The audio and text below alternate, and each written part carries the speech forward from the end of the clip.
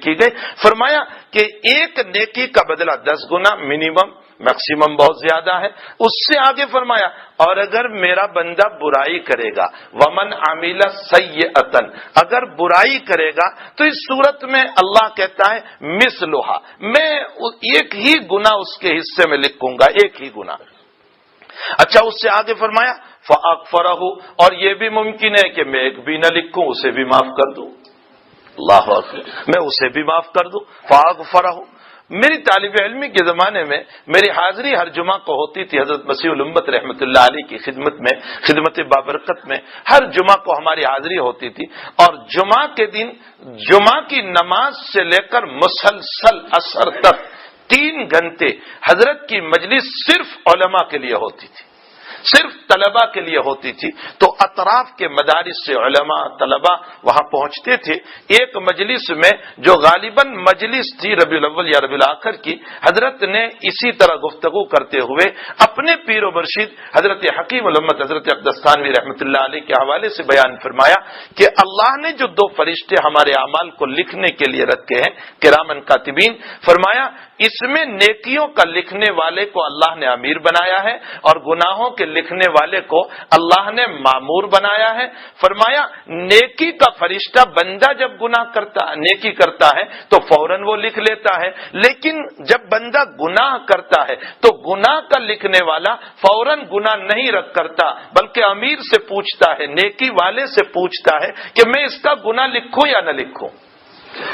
تو نیکیوں والا فرشتہ کہتا ہے صبر کر، ہو سکتا ہے توبہ کر لے. کچھ وقت کے بعد پھر وہ سوال کرتا ہے گناہ لکھوں یا نہ لکھوں. فرمایا صبر کر، ہو سکتا ہے توبہ کر لے. پھر وہ کہتا ہے لکھوں یا نہ لکھوں. فرمایا توبہ ممکن ہے، یہ توبہ کر لے، ابھی صبر کر. جب 3 مرتبہ کے بعد توبہ نہیں کرتا تب جا کر وہ امیر یوں کہتا ہے کہ اچھا اس کے گناہ کو لکھ لے. اور ایک روایت ذہن میں آئی، کنز العمال میں علی متقی رحمت اللہ علیہ نے روایت نقل فرمائی اور بڑے کام کی روایت. ارشاد فرمایا نبی کریم صلی اللہ علیہ وسلم نے کہ جب بندہ توبہ کرتا ہے تو اللہ تعالیٰ اس کے نامہ اعمال سے نیکیاں کیسے مٹاتا ہے. ہم کسی چیز برائیوں کو کیسے مٹاتا ہے، گناہوں کو کیسے مٹاتا ہے. ہم کیسے مٹاتے ہیں؟ سفیدہ لگا دیتے ہیں لیکن پتہ تو چلتا ہے کہ یہاں کچھ مٹا ہوا ہے. لکیر کھینچ دیتے ہیں، پتہ تو چلتا ہے کہ یہاں کچھ مٹا ہوا ہے. اللہ کیسے مٹاتا ہے ہمارے نامہ اعمال سے برائیوں کو اور گناہوں کو؟ میرا نبی کہہ رہا ہے کہ اس صفحے کو بالکل صاف کر دیتا ہے تاکہ قیامت میں فرشتوں کو بھی پتہ نہ چلے کہ بندے نے گناہ کیا تھا. کیسا وہ رب ہے، کیسا وہ رب ہے. ہاں حضرت شاہ وصی اللہ صاحب فرماتے تھے دنیا والوں کو آزما لیا، ذرا اسے بھی تو آزماؤ. دنیا والوں کو تم نے دیکھ لیا، ذرا اس سے بھی تعلق رکھ کے دیکھو تو صحیح.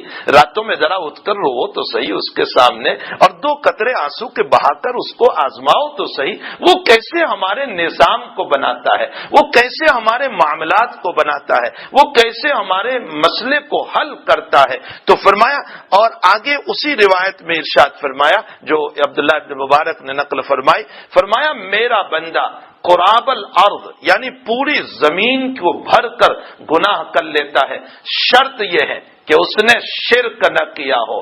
فرمایا میں قراب الارض لے کر رحمتوں کو ڈال دیتا ہوں، پوری زمین نیکیوں سے رحمتوں سے بھر دیتا ہوں اور اس کو معاف کر دیتا ہوں.